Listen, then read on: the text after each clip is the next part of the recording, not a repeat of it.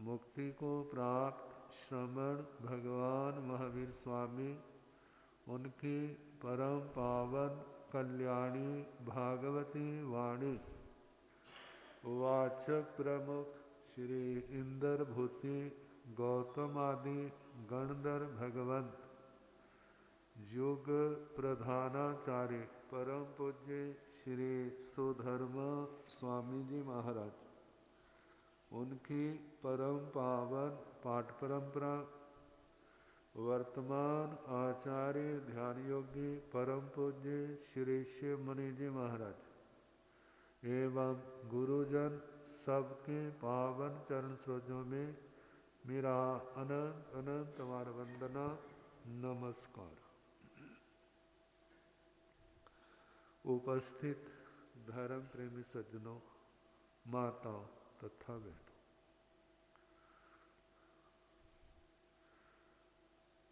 आत्मा की प्रकृति किसी की अच्छी भी होती है और किसी की अच्छी नहीं होती। कोई व्यक्ति शांत होता और शांति अच्छी नहीं लगती, और किसी व्यक्ति का खाने पीने ऐशो आराम में ध्यान बहुत होता है। ऐसे भी होते हैं ना।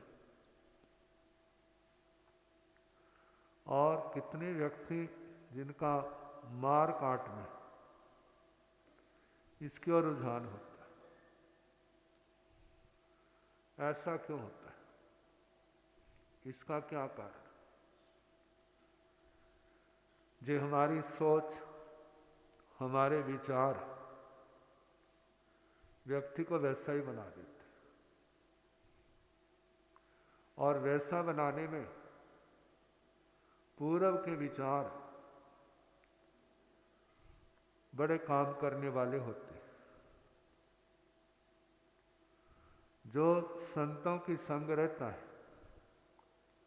अच्छे लोगों के संग रहता है, उसके विचारों में मधुरता आ जाती है और सहने की शक्ति भी आ जाती है। तो उसके विचार फिर संतों जैसे बन जाते हैं। और जो व्यक्ति साधना करता है लेकिन संग ऐसा है जिनकी प्रकृति खाने पीने ऐशोआराम इंद्रियों के विषयों की ओर होती, तो उसका चिंतन भी कैसा चलता है? मेरी तपस्या का फल हो तो मेरे को क्या मिले? मैं सेठ बनूं, मैं राजा बनूं, मैं महाराजा बनूं, मैं देवता बनूं, मेरे को सारे संसार के सुख मिले और मैं उनका सेवन करूं। अब ऐसा सोच रहा है ना, तो जब तपस्या फलीभूत होगी तो सब कुछ होगा। फिर वो उसके बाद क्या होगा? जे भी खा लूं, जे भी खा लूं, जे भी देख लूं, जे भी कर लूं, बस इसी के अंदर जीवन निकल जाता। क्यों? क्योंकि भावना क्या भरी हुई है अपने अंदर? इंद्रियों के विषयों की। अब तीसरा व्यक्ति जब तपस्या आदि करता है, या तो तपस्या इसलिए करता है मेरे अंदर ताकत आए और मैं संसार के अंदर अपनी हुकूमत चलाऊं, और यदि कोई रोके तो मैं उसको मसल दूंगा, मैं ऐसा करूंगा, जे करूंगा। एक तो इसका बड़ा रूप है राजे महाराजाओं का, और एक विचार तो ऐसे है लेकिन वैसी साधना नहीं, वो तपस्या नहीं, पुण्य प्रकृति नहीं, जिसके कारण से उसको दुनिया का वैभव मिलता। छोटी श्रेणी में जन्मा है लेकिन संस्कार तो है ना, मैंने उससे बदला लेना, मैंने उससे बदला लेना, मैंने उससे बदला लेना, बस फिर बदले की भावना होती। तो भगवान क्या कहते हैं? हमें कैसा बनना? पहले जैसा सौम्य, शांत, ये शांति का मार्ग। ऐसे लोग धर्म साधना में जल्दी सफल हो जाते हैं। और जो दूसरी प्रकृति के हैं, कहते सारी आयु भर खाते रहो पीते रहो, दुनिया के बर्तन तो भर जाते हैं बड़े से बड़े, लेकिन मन नहीं भरता। मन कितना बड़ा बर्तन है, दिखाई देता नहीं और भरता। जितना मर्जी डालते जाओ, जितना मर्जी करते रहो, क्या मन तृप्त नहीं होता, आत्मा तृप्त नहीं होती। भगवान भी कहते हैं तुम्हारा पुण्य खत्म हो जाएगा, लेकिन तुम्हारी इच्छाएं पूर्ण नहीं होंगी। कहते हैं आवश्यकता तक सीमित रहते हैं तो आपके समाधि के मार्ग में कोई रुकावट नहीं आएगी, उससे बढ़ते जाओगे। लेकिन जब इच्छाओं के पीछे पड़ोगे तो कहते हैं इच्छाएं तो चक्रवर्तियों की, बड़े बड़े देवताओं की, उनकी भी पूर्ण नहीं होगी, दूसरों की कहां से होंगी। अपने जीवन को आवश्यकताओं तक सीमित रखें। और उसके बाद क्या करना? कहते हैं आवश्यकता तो थोड़ी, फिर उसके बाद धर्म ध्यान करो। धर्म ध्यान नहीं करते तो सेवा के कार्यों में लग जाओ, और उस निस्वार्थ भाव से मेरे को इसके बदले कुछ भी नहीं चाहिए, ये भी तो तपस्या है। साधु साध्वी की धर्मात्मा की सेवा तो उत्कृष्ट है, लेकिन दूसरे प्राणियों की वो सेवा जीरो नहीं है। निस्वार्थ भाव से करते तो वह भी तपस्या, उससे भी पाप कटेंगे, पुण्य की वृद्धि होगी, आत्मा को तृप्ति होगी, संतोष होगा। क्योंकि कितनी बार देखते हैं सेवा करने के बाद कितनों को कितना संतोष मिलता है, शांति मिलती है। चलो मेरा पैसा सार्थक हो गया, मेरे जीवन की घड़ियां सार्थक हो गई, मेरे जीवन के कुछ अंश सेवा में लगे।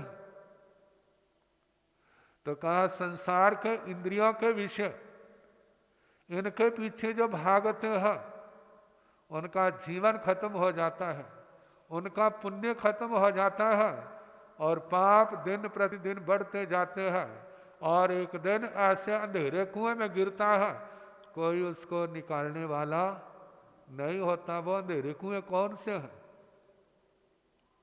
वो त्रियंच गति का कुआं, वो नरक गति का कुआं, वहां से कोई निकालने वाला नहीं है। ग्रंथों में ऐसा वर्णन आता है, कोई तो देवलोक में चला गया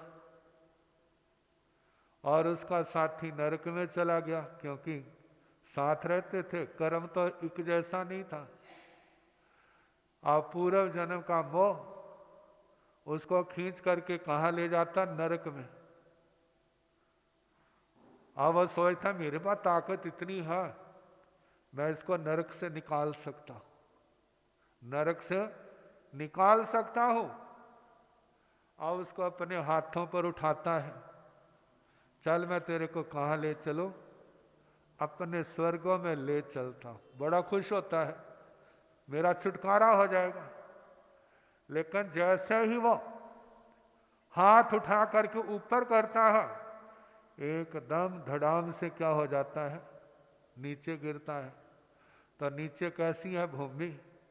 जैसे कांटों की शैया हो, महावेदना होती है। फिर वो उठाता है, फिर ऊपर ले जाने का प्रयास करता है, फिर वो गिर जाता है। ऐसे कई बार करता है, और उसको वेदना उससे भी ज्यादा होती है। और उसको समझ आती है भाई मैंने पाप किए हैं तो मेरे को ही भोगने होंगे। आप तो निकालने की बहुत कोशिश कर रहे हो, लेकिन मेरे पाप करो, मेरे को जहां से निकलने नहीं दे रहे। और उसको कौन निकालेगा? कहते जहां की जेलों में तो आप 100 सुविधाएं दिला सकते हैं, जैसे कैसे सिफारिश के माध्यम से, पैसे के माध्यम से, लेकिन वहां तो किसी की भी सिफारिश, किसी का कोई नहीं चलता, वहां पर पैसा भी नहीं चलता। वहां तो जो कर्म किए हैं वो तो उसको भोगने ही पड़ेंगे। तो बताया जाता दूसरा रास्ता जो इंद्रियों के विषयों का है, सारा जीवन खत्म हो जाता है लेकिन तृप्ति नहीं होती, किसी को भी नहीं होती, ऐसा नहीं। कितनी आत्माएं ऐसी होती हैं जिनका क्षोभम जागृत हो जाता है, पूर्व की धर्म की कमाई सामने आ जाती है, कोई शिक्षा मिल जाती है, किसी को ठोकर लग जाती है, किसी के विचार में अच्छे विचार आ जाते हैं, वो छोड़ देते हैं। जैसे शास्त्रों में बड़े बड़े राजाओं की, महाराजाओं की, सेठ सेठानियां, रानियां आदि कितने लोग भगवान की वाणी सुन करके क्या कर देते हैं, सब कुछ छोड़ करके भगवान के रास्ते पर चल पड़ते हैं। अब उनको लगा समझ आ गई। कहा जे समझ तभी आती है जब जे संस्कार ढिले पड़ते हैं, तो गुरु का उपदेश लगता है, भगवान का उपदेश लगता है, अन्यथा वो भी लगता नहीं है। भगवान के समय कितने तो साधु बने, सारे थोड़े बने। कितने श्रावक श्राविकाएं बने, सारे थोड़े बने। कौन बने? जिनके संस्कार कुछ कमजोर थे, वहां पर भगवान का उपदेश काम कर गया, और जिनके पूर्व के संस्कार जो अशुभ पावरफुल थे, शक्तिशाली थे, वहां पर भगवान के उपदेश का, संतों के उपदेश का कोई असर नहीं पड़ा। चित्त मुनि अपने पूर्व जन्म के भाई को ब्रह्मदत्त चक्रवर्ती इतना समझाता गया, आखिर वो जे तो मान गया, आपका कहना ठीक है लेकिन क्या करूं, पूर्व जन्म का निदान मेरे को जहां से निकलने नहीं देता, मैं इसको छोड़ नहीं सकता। नहीं छोड़ा तो क्या हुआ, पुण्य खत्म हो गया, आयु खत्म हो गई, और जहां से कैसे कुएं में गिरा, सप्तमी नरक में गिरा। अब कोई निकाले भला उसको? कोई निकाल नहीं सकता। तो ये सारा बताया जाता है कि ये जानो, जो भगवान का उपदेश है संबर निर्जना का, इसकी ओर अपना मन तैयार करो। कहा किसी का नहीं होता फिर भी तैयार करो। जैसे आपका बच्चा कहता मेरा पढ़ने को मन नहीं करता, तो क्या कहते हैं उसको छोड़ दे, फिर क्या करना है? कहते नहीं बेटा नहीं करता, फिर भी तैयार करो, फिर भी आप समय का सदुपयोग करो, मेहनत करो, मन लग जाएगा। कहा जैसे हम बच्चे को कहते हैं ऐसे हम आत्मा को कहते हैं, चाहे वो आयु से बच्चा है, चाहे जवान है, चाहे वो वृद्ध है, क्या करो, जे तैयारी करो। किस चीज की? कि इनको छोड़ना है, किस ओर चलना है, धर्म के रास्ते पर चलना है, त्याग के, विराग के, संयम के संस्कारों को पुष्ट करना है, और भोग के संस्कारों को नष्ट करना है, उनको कम करना, नष्ट करना। ये शांति का रास्ता है। यदि नहीं करते हैं तो क्या होगा? जैसे आंखें बंद करके चलते जा रहे हैं, आगे कुआं आएगा, दिखाई देगा नहीं, लेकिन बढ़ता जा रहा है, और क्या होगा? कुआं के अंदर गिर जाएगा, गहरे स्थान पर गिर जाएगा, फिर निकालना मुश्किल होगा। ये तो दूसरे हैं, और तीसरे जो मार काट वाले हैं, और उनका परिणाम क्या है? भगवान कहते हैं जिसको तू मारता है ना, तो दूसरे को नहीं मार रहा, अपने आप को मार रहा। जितने लोगों का तू दुर्व्यवहार कर रहा है, कहते हैं वो तो अपने पूर्व जन्म के पाप कर्मों के कारण से वो दुर्व्यवहार सह रहे हैं, सहना पड़ेगा। कितने तो सह लेते हैं, कितने आगे के लिए नई नई गांठें तैयार कर लेते हैं, लेकिन तू उनको परेशान कर रहा। याद रखना, जे तू अपने आप को परेशान कर, अपनी परेशानियों के, अपने दुखों के, दुर्गतियों के बीज बो रहा है। ये सारे के सारे एक दिन तेरे आगे खड़े हो जाएंगे, तेरे को आगे बढ़ने नहीं देंगे, क्योंकि पैदा जो किया वही तो सामने आएगा। तो हमारी साधना जो संबर निर्जरा की है, वो क्या बताती है? भाई किसी का बुरा नहीं सोचना, किसी को बुरा नहीं बोलना, किसी का बुरा नहीं करना। फिर कितने कह देते हैं जे कोई हमारा बुरा सोचे तो हमें क्या करना चाहिए, कोई हमारे को बुरा बोले तो हमें क्या करना चाहिए, कोई हमारा बुरा करे तो हमें क्या करना चाहिए, होता है ना प्रश्न। कहते हैं अब जो प्रश्न कर रहे हैं वो साधु भी हो सकता है, वो श्रावक भी हो सकता है, वो दुनिया का जीव भी हो सकता है। अब रास्ता दिखाने वाला साधु है तो वह तो कहेगा, साधु है तो उसको सहना चाहिए, साधु है तो उसको कोई बुरा सोचता उसको सहे, कोई बात नहीं तेरा भला हो। बुरा बोलता है कोई बात नहीं तेरा भला हो, कोई बुरा करता है कोई बात नहीं तेरा भला हो। ये रास्ता कैसा है, इस संसार से जल्दी छूटने का है। अब दूसरा नंबर है वो किनका है, श्रावक श्राविकाओं का। वो क्या सोचे, उनके लिए ऐसा है, कहते हैं एक शांति का रास्ता है, एक अशांति वाला रास्ता है। तो पहला कौन सा रास्ता निकालना, शांति वाला। शांति वाला कह देते हैं सर्दियों में कि जम जाता है तो पहले तो कोशिश करते हैं सीधे निकल आए तो अच्छा है, नहीं तो फिर चमचा टेढ़ा भी करते हैं उसको निकालने के लिए। तो ऐसा पहला तो शांति से समझाए, कुछ नुकसान सह लेता कोई बात नहीं, कहते हैं मुसीबत तो टल जाएगी ना, कुछ चला गया है हम दोबारा फिर पैदा कर देंगे। लेकिन लड़ाई झगड़े से मार काट से कुछ बनता नहीं है। कहते हैं पहले सोच समझ के करेंगे तो उस समय इतना नुकसान नहीं होगा, लेकिन जब आपस में लड़ाई शुरू हो जाएगी, मारकाट शुरू हो जाएगी, चलते जाओ जे बैरबंद पीढ़ी दर पीढ़ी चलते रहेंगे, आखिर विनाश होता जाएगा, मिलेगा क्या। कहते पंजाब में ऐसे परिवार थे,